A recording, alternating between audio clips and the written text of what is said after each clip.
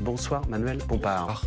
Bienvenue à vous. Sébastien Lecornu a donc accepté de suspendre, je vous vois sourire, la réforme des retraites que vous avez combattue pendant des mois. L'âge légal de départ resterait bloqué à 62 ans et 9 mois. On bloquerait également la durée de cotisation. Est-ce que vous félicitez tous ceux qui, à commencer par les socialistes, ont bataillé pour obtenir ça? Alors d'abord, pardon de vous le dire ou de vous corriger, mais ce que vous venez de dire n'est pas tout à fait exact. Pourquoi? Monsieur Lecornu vient d'annoncer à la tribune de l'Assemblée nationale qu'il était prêt, dans la discussion sur le budget de la sécurité sociale qui va avoir lieu, à déposer un amendement qui ne suspend pas la réforme des retraites, qui la décale dans le temps, puisque On bloque tout l'augmentation... jusqu'en 2027. À partir de 2028, l'âge de départ à la retraite repartirait jusqu'à 64 ans De et la toute façon, il y a durée une de cotisation... présidentielle Attendez, entre-temps. Oui. oui, mais ce n'est pas vrai de dire que l'âge est bloqué ni que la réforme est suspendue.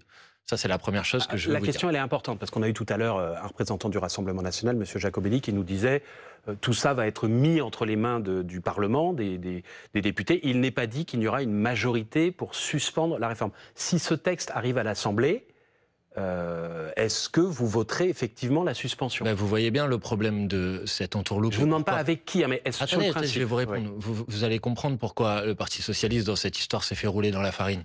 C'est que, à la fin, si cet amendement est adopté par l'Assemblée nationale, il est inclus dans le budget de la sécurité sociale. Oui. Et qu'à la fin, pour que cet amendement voie le jour, il faut voter le budget de la sécurité sociale. Or, le budget de la sécurité sociale prévoit la sous-indexation des pensions de retraite avec 18 millions de retraités qui verront leur pouvoir d'achat baisser. Le budget de la sécurité sociale prévoit le doublement des franchises médicales. C'est-à-dire que quand vous allez aux médicaments... C'est pas un reproche, vous dites comme le Rassemblement national, il y a un piège en fait dans la proposition. Je ne dis pas comme le Rassemblement national, je vous donne moi... Ça a été dit sur ce plateau il y a Je vous quelques donne minutes, moi me mon permet. analyse. Ouais. Et à la fin, la question que moi j'ai envie de poser au Parti socialiste, c'est est-ce que oui ou non, à la fin, au nom d'une pseudo-suspension qui ne concerne à peu près personne, ils sont prêts à accepter 3,5 des millions baisses de personnes. pouvoir d'achat. Oui, mais par exemple, la sous-indexation des pensions de retraite, ça concerne 18 millions de personnes. Et contrairement à ce que vous venez de dire, cette mesure de suspension ne concerne pas 3,5 millions de personnes. J'ai vu que le Parti socialiste donnait ce chiffre. Seule une génération est concernée avant l'élection présidentielle, c'est la génération née en 1964. Ça concerne précisément autour de 700 à 800 000 personnes Donc Manuel qui Bompard, pardon, pourraient quand en Marie-Lise Léon- bénéficier. Quand Marie-Lise Léon de la CFDT parle ce soir d'une grande victoire, elle se trompe aussi. Bah, de mon point de vue, je crois qu'elle n'a peut-être pas suffisamment analysé le contenu de ce que M. Lecornu a mis aujourd'hui sur la table. Et de manière générale, je voudrais que tout le monde comprenne, c'est de la technique parlementaire, elle est un petit peu compliquée. Mais que ce que vient d'annoncer M. Lecornu aujourd'hui, c'est des budgets qui sont les budgets les plus cruels de ces 30 ou 40 dernières années. Je vous ai parlé de la moindre indexation des pensions de retraite. Encore une fois, c'est 18 millions de retraités qui vont perdre du pouvoir d'achat. Il y a le gel du barème de l'impôt sur le revenu. C'est 17 millions de personnes qui vont voir leur impôt sur le revenu augmenter l'année prochaine. Je vous ai parlé du doublement des franchises médicales. Si on rentre dans le détail, c'est intéressant. Oui. Il y a aussi une autre mesure qui va toucher les retraités. Ils vont perdre l'abattement de 10% qui sera remplacé par un abattement de 2 000 euros, ce qui veut dire que les gens qui touchent moins de 20 000 euros de retraite par an verront leur retraite augmenter grâce à cet abattement. Ah si. Vous On analysez... remplace un pourcentage par un chiffre fixe. Mais il y a quelque chose... Très bien, mais il y a quelque chose qui va toucher tout le monde et que vous devez ajouter aux effets de l'inflation. C'est ça. C'est la sous-indexation, et pas seulement dans le budget de M. Lecornu sur une année, mais sur 4 ans.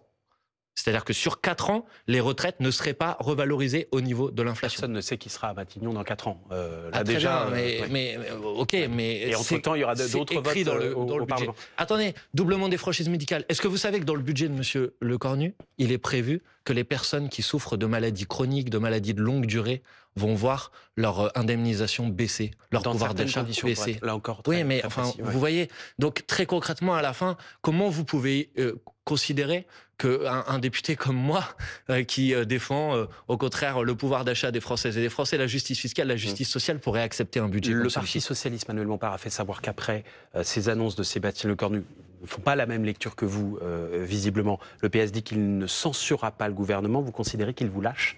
Non, d'abord, je ne sais pas si le Parti socialiste en tant que tel, manifestement, effectivement, fait pas cette lecture, mais je lis depuis l'annonce du Parti socialiste un certain nombre de réactions de militants socialistes sur les réseaux sociaux qui, je crois, partagent assez mon analyse. Mais ce sont les députés qui votent, pas les militants. Alors, précisément, moi, j'invite les députés du Parti socialiste à désobéir à cette consigne et à voter la censure. Parce que je pense que quand on a été élu sur la base du programme du nouveau Front populaire, on ne peut pas accepter de laisser un gouvernement qui a l'intention de mettre en place ce budget. Ce budget, il contient en son sein l'exact inverse de ce que nous avons présenté devant les électrices et les électeurs l'année dernière. Donc à un moment, il faut faire preuve de cohérence. Il faut, quand on a défendu des engagements devant les électrices et les électeurs, il faut rester fidèle au programme. Vous appelez les députés socialistes à désobéir aux consignes du parti qui est de ne pas voter la censure. Est-ce que c'est valable aussi pour les députés d'autres familles politiques? François-Xavier Bellamy, qui est vice-président des Républicains, lui aussi désobéirait bien à la ligne de son parti fixée par Laurent Wauquiez, en l'occurrence, le patron des députés. Il dit si j'étais député, je voterais la censure.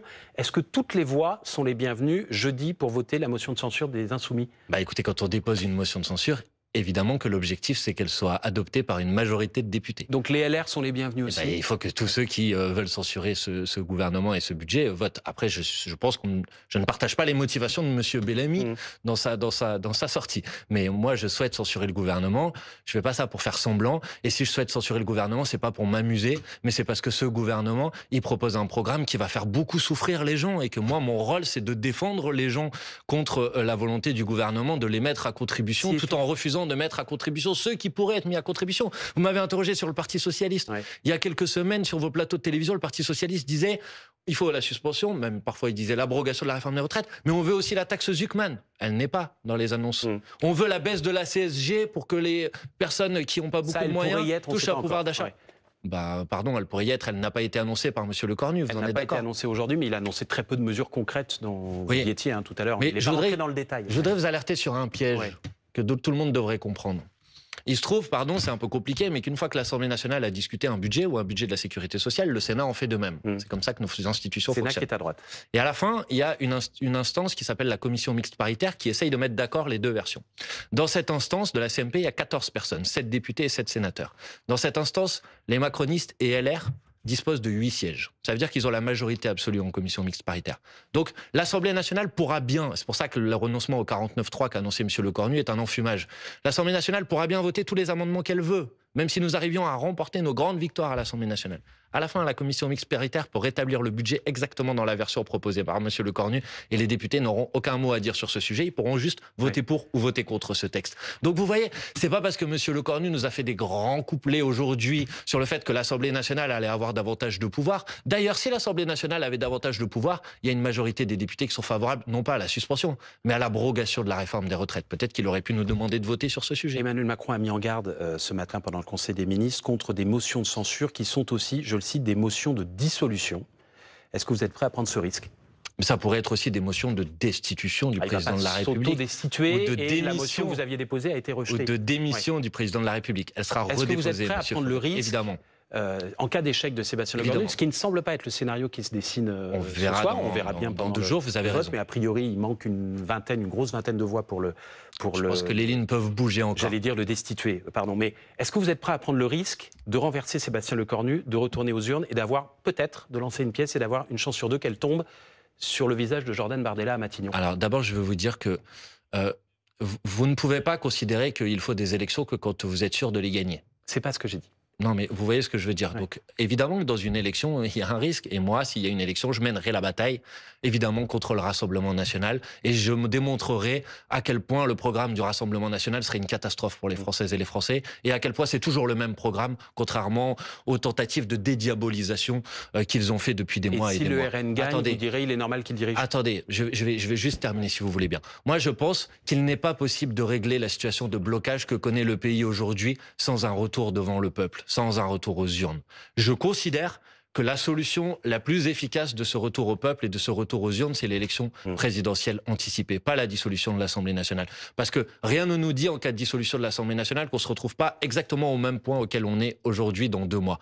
C'est pourquoi, dans la Ve République, c'est l'élection présidentielle qui joue. Moi, je la combats à la Ve République, oui. Mais c'est elle qui est l'élection centrale. C'est elle qui doit avoir lieu aujourd'hui pour dénouer le blocage. Et comme je sais que nous avons besoin d'un budget, nous, notre proposition, elle est très simple.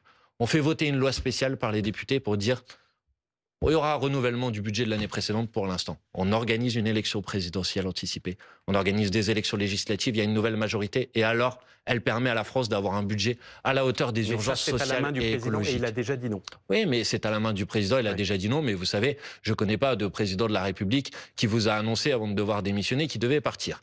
Ce que j'observe, c'est qu'il y a plus de 70% des Françaises et des Français qui pensent comme moi aujourd'hui, qui pensent que la solution, c'est le départ du président de la République. Et peut-être qu'une fois, Emmanuel Macron pourrait aller entendre et écouter les Françaises et les Français. Vous êtes prêt, en tout cas, à partir en campagne demain matin? Bien sûr. Si Emmanuel Macron appuie sur le bouton de la dissolution. Bien sûr. Ouais. Mais écoutez, ça veut dire que vous avez déjà préparé vos 577 candidats? Je vous posais la question parce qu'Olivier Faure, sur ce plateau avant-hier, a dit « Nous, on présentera pour le Parti socialiste des candidats partout, y compris là où il y a des députés insoumis sortants. » Je suis stupéfait par cette déclaration d'Olivier Faure. La France insoumise, évidemment, a créé les conditions pour pouvoir se présenter, quels que soient les cas de figure et les scénarios. Mais la semaine dernière, nous avons signé un communiqué commun des insoumis, des écologistes, du groupe communiste, de Génération de l'après, des socialistes, oui. avec une volonté qui est, dans l'hypothèse d'une dissolution de l'Assemblée nationale, de présenter sur toutes les circonscriptions des candidatures porteuses du programme du nouveau Front populaire. Le Parti socialiste, par cette décision d'Olivier Faure, s'engage dans une démarche de division qui serait une démarche irresponsable, qui nous empêcherait de pouvoir être candidat au pouvoir dans cette élection. Il ne veut plus faire l'union avec vous. Ben, il devra en assumer la responsabilité si c'est le cas, parce que je crois que ce n'est pas l'avis des Françaises et des Français, que ce n'est pas l'avis des électrices et des électeurs du nouveau Front populaire qui ont permis au nouveau Front populaire l'année dernière de battre le Rassemblement national. Dans les sondages pour la présidentielle aujourd'hui, celui qui semble en mesure de tutoyer un second tour, ce n'est plus Jean-Luc Mélenchon, c'est Raphaël Glucksmann. Bah bon, sur la base de quel sondage vous dites ça? Tous les récents sondages sur tous les récents sondages mettent Jean-Luc Mélenchon aux alentours, si je ne me trompe, de 9 à 10 points au premier tour. Non, vous vous trompez, monsieur. Je suis désolé de vous le dire, mais vous faites une erreur. On en reparlera. Les derniers sondages, je les ai en tête, si vous voulez. Il y a eu un sondage Cluster 17 qui met Jean-Luc Mélenchon à 14%. Ouais. C'est le dernier qui est sorti sur les élections présidentielles. Et en l'occurrence, qui met Jean-Luc Mélenchon aux portes du second tour, voire même dans ce sondage au second tour. Donc là, excusez-moi, mais l'information que vous donnez n'est pas exacte. Puisqu'on parle de Jean-Luc Mélenchon, il est ressorti extrêmement fâché hier du studio de la matinale de France Inter après plusieurs échanges sur la situation politique et sur la situation dans la bande de Gaza. Qu'est-ce qui vous dit qu'il est sorti fâché? Il est sorti en faisant un doigt d'honneur. Non, c'est pas vrai.